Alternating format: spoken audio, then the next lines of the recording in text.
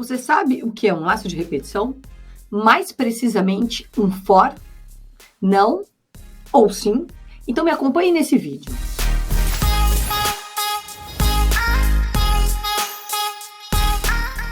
Olá, internautas, tudo bem? Eu sou a professora Fernanda e estou com mais esse vídeo para falar sobre laço de repetição, mais especificamente a estrutura for. Me acompanhe para a gente aprender como que programa essa estrutura.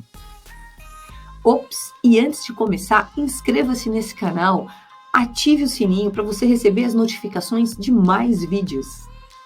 O for é a estrutura de repetição que nós vamos utilizar quando sabemos a quantidade de repetições que um bloco de código deverá ser executado. Vamos abrir aí o seu navegador. Na busca, coloque GDB, C++. Quando você buscar, logo de cara você vai ver aqui o primeiro e o segundo link, né? No meu caso já está aqui como primeiro, online, C++. Clico aqui nele, vou expandir aqui a tela.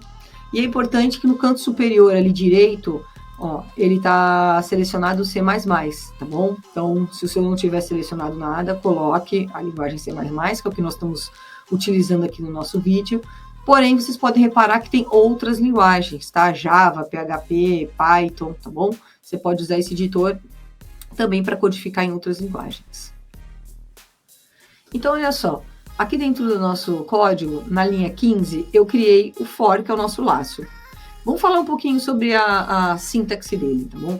Primeiro, todo laço for, ele precisa de uma variável de controle para controlar esse próprio laço, tá bom? O que significa isso? Ela vai controlar da onde que ele vai sair, até onde ele vai ir e de quanto em quanto ele vai estar incrementando ou decrementando.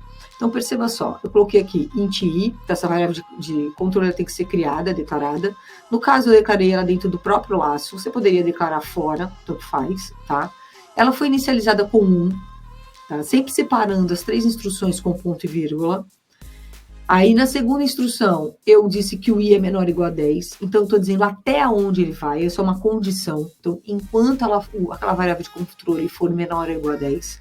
E a terceira instrução, também depois do ponto e vírgula, é o incremento, dizendo que ele vai ir de 1 em 1. Então, ele vai inicializar na variável 1, ele vai, enquanto essa variável i, que vai valer 1 no início, na primeira rodada, for menor ou igual a 10, ela vai entrar no laço, e depois que ela executar, ela vai sofrer um incremento. Então, se ela vale 1 e ela sofre um incremento, né, mais 1, então ela vai para 2, certo? E aí ele vai ser verificado novamente. 2 está dentro do escopo da condição do for de ser menor ou igual a 10? Ah, sim, verdade. Então ele entra novamente. Ele vai ficar nisso num looping, ok? Até essa condição do meio for falsa. Quando a condição do meio for falsa, ele sai do laço. É assim que o for funciona. Então eu fiz aqui um testezinho para vocês. Eu criei o for, que ele vai de 1 até 10, incrementando de 1 em 1. Fernanda, ele poderia incrementar de 2 em 2, 3 em 3? Sim. Ele poderia incrementar de quanto você quiser, né? No caso, se você quiser incrementar de 2 em 2, você vai colocar o i é igual ao i mais 2, certo? Então, ele vai indo de 2 em 2. Como é que seria isso, ele indo de 2 em 2? Ele começa no 1, ele vai verificar se 1 é menor ou igual a 10, depois ele entra no laço, ele executa as instruções daquele laço, e quando ele volta, aquela variável de controle que estava valendo 1, ela vai valer o i, que é o 1, mais 2. Então, ela vai para 3. Vai ser verificado na condição. Se estiver dentro da condição, ele executa as instruções do laço. Quando ele volta, novamente, ele incrementa mais 2. Se aí ela estava valendo 3, 3 mais 2, ela vai valer 5. Quer dizer, ela vai pular de 2 em 2. 1, 3, 5, 7, até a condição ser verdadeira. Quando passar da condição ser verdadeira, ele sai do laço, tá? Então, vamos deixar aqui, Fernanda, o i++, ele funciona como um incremento? Sim, um incremento, tá bom? Se eu rodar esse aqui, olha o que vai acontecer. Ele vai mostrar aqui embaixo, ó. 1, 2, 3, 4, 5, 6, 7, 8, 9, 10. Percebe que na linha 17, eu coloquei a instrução que eu coloquei dentro do for, foi uma saída, um cout, onde ele exibe o próprio i, tá? Quer dizer, a própria variável de controle do laço, e ele dá um /t, certo? Que significa só para tabular. Em vez de ele ficar pulando linha, ele tabulou, ficou um ao lado do outro aqui na saída, tá bom? Agora, Fernanda, se a gente mudar então o incremento aqui, que nem você falou, igual ao i mais 2. Então, vocês vão ver que ele vai pular de 2 em 2. 1, 3, 5, 7, 9. Então, o que é importante vocês saberem? Primeiro, que a variável de controle desse laço, ela tem que ser inteira, tá bom? Porque ele funciona ali como uma catraca, né? Eu não posso ter um número real, eu não posso dizer que vai dar meia volta, eu não posso ter um número fracionado, eu vou dar 1/3 da volta, vou dar 1/5 da volta, não existe. Então, a variável, ela tem que ser inteira, tá bom? Então, a primeira característica. Depois, esses incrementos que ocorrem na terceira instrução, você pode fazer da maneira que você quiser. Você pode ir pulando de 2 em 2, de 3 em 3, de 10 em 10, o que você achar melhor, tá? A inicialização da variável de controle, que é a primeira instrução, também, ela não necessariamente precisa começar no 1. Ela pode começar no 5, ela pode começar no 10, no 20. Você só tem que tomar cuidado para não cair ali num erro lógico. Por exemplo, se eu inicializar no 20, o i começa em 20. Aí a primeira condição que vai ser verificada é o seguinte: 20 é menor ou igual a 10? 20 é menor ou igual a 10? Não, não é. O que acontece? Vai dar falso e ele nem vai entrar no seu laço. E aí, de repente, você fala, por que não está entrando no meu laço? Porque ou você inicializou errado ou você criou a instrução errada, né? A condição errada, um ou outro, porque se ele começa em 20 e você quer que ele rode enquanto ele for menor ou igual a 10, a gente sabe que o 20 não está ali dentro do escopo de ser menor ou igual a 10, tá? Então, toma cuidado com isso, ok? Não, então eu vou colocar aqui enquanto ele for menor ou igual a 100, ok, aí beleza, 20 é menor ou igual a 100, ele vai ficar rodando de 2 em 2, vai aparecer lá todo o intervalo de 20 até 100, pulando de 2 em 2, tá bom? Usando o incremento de 2 em 2. Então, essa é um cuidado que você tem que ter. Outra coisa, o laço ele não precisa sempre vir da maneira crescente, inicializando do menor e indo até o maior. Você pode fazer ele da maneira decrescente, tá? Quer dizer, eu posso colocar que ele começa no 20 e que ele vai até o 1. Porém, o que eu tenho que fazer? Mudar aqui o sinal. Ele não tem que ser menor ou igual, porque também, olha o que acontece. Se eu deixar dessa maneira, eu também vou entrar num erro lógico. E começa em 20. 20 é menor ou igual a 1? Não, ele também não vai entrar. Então, o que eu tenho que fazer aqui? Eu tenho que modificar. Enquanto ele for maior que 1, ou maior ou igual, aí depende se você quer que o 1 vá até o 1 ou não, tá? E detalhe, eu não posso ficar indo de 1 em 1, porque também eu vou correr um erro lógico, de 1 em 1 ou de 2 em 2. Olha o que vai acontecer. O i começa em 20, o 20 ele é menor ou igual a 1 e você vai incrementando, quer dizer, você vai aumentando. 20, 22, 24, 26, você vai ficar no loop infinito, onde você nunca vai sair dele, porque a condição do meio aqui, que é a que para o seu laço, ela nunca vai ser falsa, tá bom? Então, cuidado com isso. O que eu tenho que fazer? Aqui no caso, a terceira instrução, ela tem que ser um decremento, ó, i menos menos. Se você quiser ir de 1 em 1, você pode fazer aqui a sintaxe do i menos menos. Então, ele vai começar no 20, 20 é maior ou igual a 1, e depois que ele executar a instrução, ele decrementa, vai para 19, porque 20 menos 1 é 19. Aí ele testa, 19 é maior ou igual a 1? Sim, é verdade, ele entra. E ele vai ficar nessa, tá? Outra coisa que eu falo para os alunos que estão vendo o For pela primeira vez é o seguinte, como que é o funcionamento dele? Não sei se você já notou o que eu estava falando aqui anteriormente, então eu vou repetir de uma maneira mais clara e mais devagar. Ele inicializa o laço, ele testa, ele executa as instruções ou a instrução, não importa quantas, e depois ele vai para o passo, que no nosso caso é o decremento aqui no nosso exemplo. Depois que ele decrementa, ele faz o quê? Ele testa de novo. Se ela for verdadeira essa condição, ele entra e executa. Executa até a última instrução, volta aqui para o fim e decrementa de novo. E aí ele testa. Uma hora esse teste, que essa condição tem que ser falsa.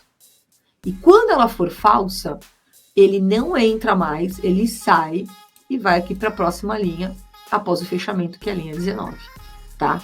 Então, concluindo, eu gosto de falar, né? Eu gosto de dar um exemplo, como é que ele funciona? Inicializa, testa, executa. incrementa, testa, executa. Incrementa, testa, executa. Incrementa, testa, executa. Uma hora o teste vai ter que ser negativo, vai ter que ser falso. E aí ele sai. Ficou claro aí para vocês? Vamos rodar aqui. Agora você vê que ele colocou da maneira decrescente, do 20 até o 1. Né? Um exemplo ficou aqui no código para vocês. Exercício desafio para vocês. Elabore um código que vai imprimir a tabuada do 7 nos seus 30 primeiros termos, do 1 até o 30. Então, 7 vezes 1, 7 vezes 2, 7 vezes 3, até 7 vezes 30. Tá? Pausa o vídeo, faz, e depois você continua e vamos ver a correção juntos.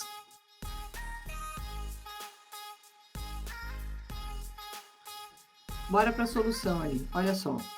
É bem simplesinho, né? Na linha 15, eu criei o for, onde coloquei uma variável de controle que era o i, que eu estava usando anteriormente. Começou no i, no 1. Então, esse i, ele vai rodar enquanto ele for menor ou igual a 30, e ele vai indo de 1 em 1. Na linha 17, eu fiz a conta direto. Na verdade, a conta está aqui, ó, nesse pedacinho. 7 vezes i. 7 é a variável que é o da tabuada que eu pedi, e o i é a variável de controle que vai ficar variando do 1 ao 30. Então, eu já vou aproveitá-la na conta. Aqui só foi para ficar bonitinho. Eu coloquei em mensagem 7 vezes, o i, a variável vai ficar mudando. Então, quando sair na tela, vai ficar 7 vezes 1 igual a 7. 7 vezes 2 igual a 14 e assim sucessivamente. Olha lá. Ó, olha aqui embaixo. 7 vezes 1, 7. 7 vezes 2, 14. Até 7 vezes 30, que é 210. E aí, você conseguiu? Mas vamos pôr um exercício um pouquinho mais difícil. Não tanto, mas um pouquinho mais. Outro desafio, então, aí para você.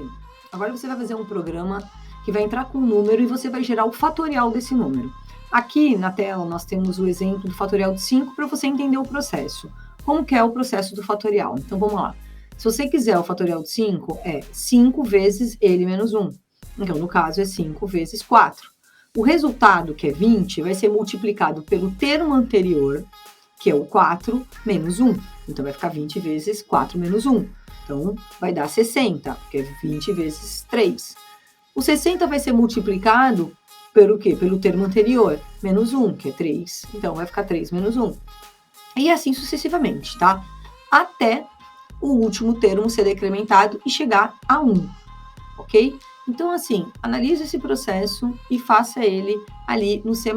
Pausa o vídeo, faça e depois você acompanha a correção. Até daqui a pouco.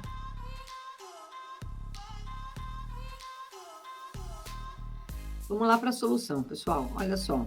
Aqui na linha 15, eu criei as variáveis que eu estou utilizando no código, né? É N para armazenar o fatorial, que a pessoa vai digitar um número que ela quer descobrir qual que é o fatorial, e FAT é uma variável que eu vou estar acumulando, só que ela precisa ser iniciada em 1, porque ela vai envolver uma multiplicação, tá? Então, para ficar um número neutro, qualquer número multiplicado por 1, ele não interfere no resultado. Então, eu inicializei como 1. Na linha 17 e 18, eu fiz a entrada de dados, né? Precisamente está entrando bem na linha 18 aqui, no CIN, o valor que o usuário vai digitar. E aí a gente entra no laço, que é o que a gente está vendo hoje, que é o for, tá? Na linha 20.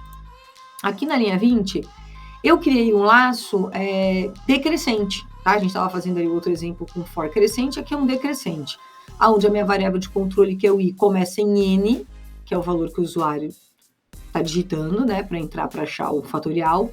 Ele vai rodar enquanto esse i for maior que 1, e ele vai decrementar i menos menos, tá bom? E ali aqui dentro eu fiz o cálculo, que é a variável FAT acumula nela mesma a multiplicação pelo i, porque o i é a variável de controle do for que está sendo inicializada pelo n. E quem é o n? n é o valor de quem que você quer buscar, tá? Então ficaria ali o FAT é igual a 1 vezes 5, então ele já armazena o 5. Na próxima rodada, o i, que valia 5, passa a valer 4. E aí ele vai estar lá. O FAT vai estar acumulando 5, então FAT é igual a 5 vezes o 4. E aí ele vai guardar o 20.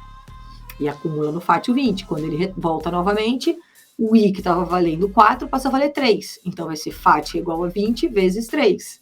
Entendeu? Que ele acumula o resultado de 60.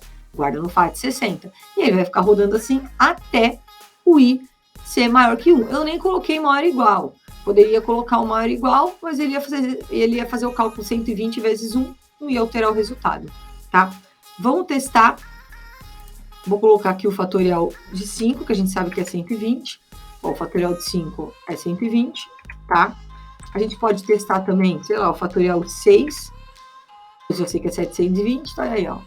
Tá ali o programinha que vai gerando o fatorial a partir do dado que você digitar, ok? Espero que você tenha gostado, que você tenha acertado. E se você não acertou, não desanime. Continue tentando. Pegue outros exercícios de laço de repetição com o for e fique treinando aqui na sua IDE online, ok? Gostou desse vídeo? Então curte, comente, coloque comentários se está dando certo, se não está dando certo, seu aprendizado e compartilhe esse vídeo para mais pessoas também estar ali aprendendo a programar como você. Até o próximo vídeo.